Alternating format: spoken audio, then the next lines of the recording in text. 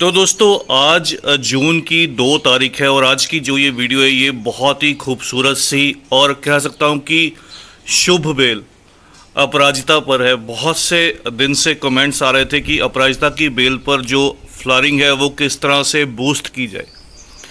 तो ये जो आप मेरी बेल का पौधा देख रहे हैं अपराजिता का, ये मेरे पास पिछले 1 साल से है और इसी तरह से इस 10 इंच के गमले में मैंने इस पौधे को ग्रो किया था।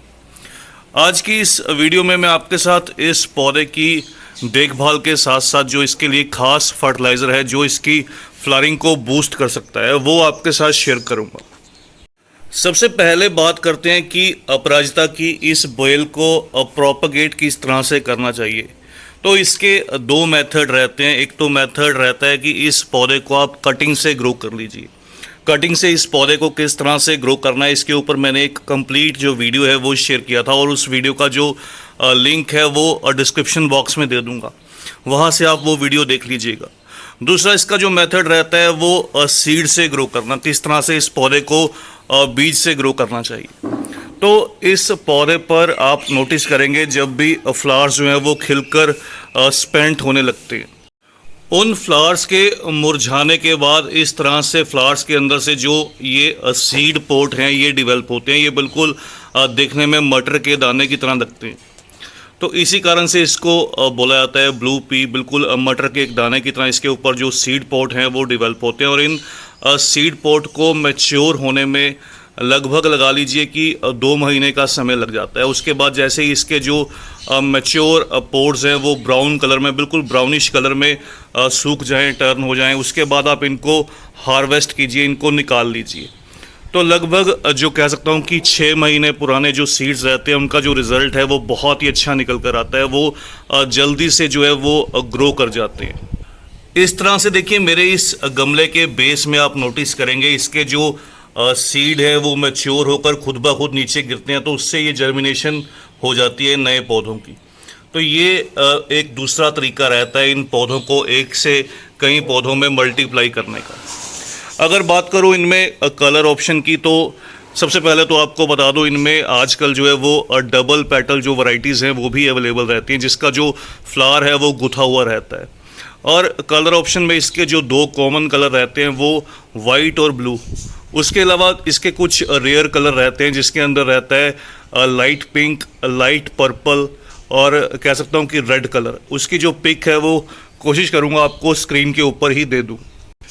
इस तरह से पौधों को कुछ जल्दी से घना बनाने के लिए या कह सकता हूँ कि बुशी बनाने के लिए और इन पर ज़्यादा फूल लेने के लिए इन पौधों की मल्टीपल ब्रांचेस होना बहुत ज़्यादा ज़रूरी है। तो इन पौधों की मल्टीपल ब्रांचेस के लिए या इनको बड़ा करने के लिए इस तरह से आप किसी भी चीज़ की इनको सपोर्ट दीजिए गमले के अंदर, ताकि ये उस पर अच्छे से एक बेल की तरह चढ़ जाए और अपना जो सपोर्ट है वो ले सके। तो इस सपोर्ट से आप नोटिस करेंगे इसके जो शूट्स हैं वो अच्छे से इसके ऊपर चढ़ जाएंगी और एक बहुत खूबसूरत सी शेप भी डेवलप होगी। मल्टीपल ब्रांचेस को डेवलप करने के लिए इन पौधों की जो कटिंग है वो करना ज़रूरी रहता है। इनकी साइड जो ब्रांचेस निकल कर आती हैं उनको आप कट करते जाइए। कट करने से सेंटर से इसकी जो न्यू शूट्स है वो डेवलप होने लगेंगी।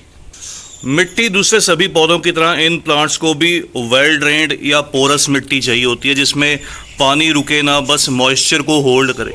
उस तरह की मिट्टी में ये पौधे अच्छे से ग्रोथ करते हैं। हालांकि ये जो पौधे हैं ये ड्राउट टॉलरेंट रहते हैं, थोड़े से कम पानी को भी ये सहन कर जाते हैं, लेकिन फिर भी गर्मी के मौसम क्योंकि इनका ग्रोइंग सीजन रहता है उस समय पर इन पौधों को रोज़ाना पानी देना बिल्कुल सही रहता है। उससे इनकी जो लीव्स हैं, इनकी जो पत्तियाँ रहती हैं उनमें एक चमक जो है वो बरकरार रहती है।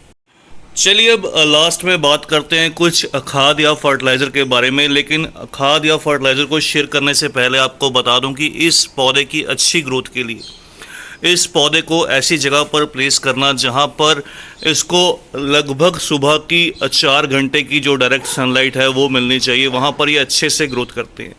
और अगर गर्मी के मौसम में आपने अपने पौधों के ऊपर जो है वो ग्रीन नेट का इस्तेमाल किया है तो इन पौधों को ग्रीन नेट के नीचे प्लेस कीजिए, वहाँ पर ये तेज़ी से, हेल्दी से और अच्छे से ग्रोथ करेंगे।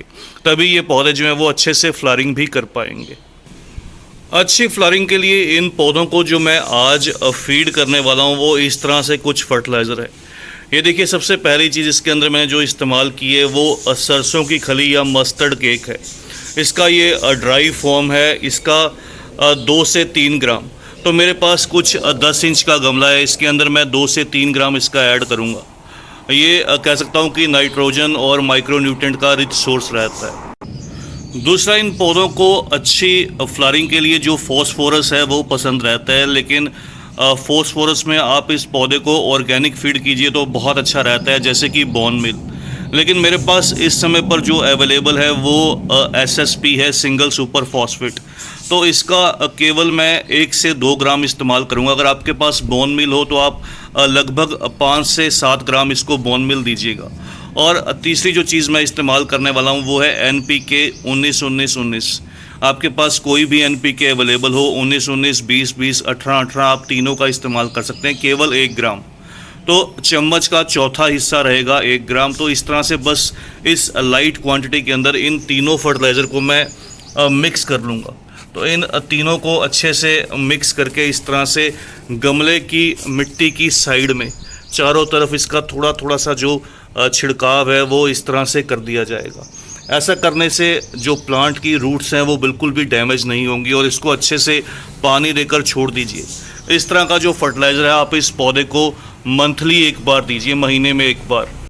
और दूसरा काम, ज़्यादा फूलों के लिए इसके जो सीड पॉट डेवलप होते हैं, अगर आपको वो नहीं चाहिए तो आप उनको रिमूव करते जाइए या कट कर दीजिए। इससे जो प्लांट की एनर्जी है वो बची रहेगी और अच्छे से जो नए फ्लावर्स हैं वो डेवलप करने लगेगा। तो बस दोस्तों, ये थी इस पौधे की कंप्लीट केयर और फर्टिलाइज़र जो आपके साथ शेयर किया।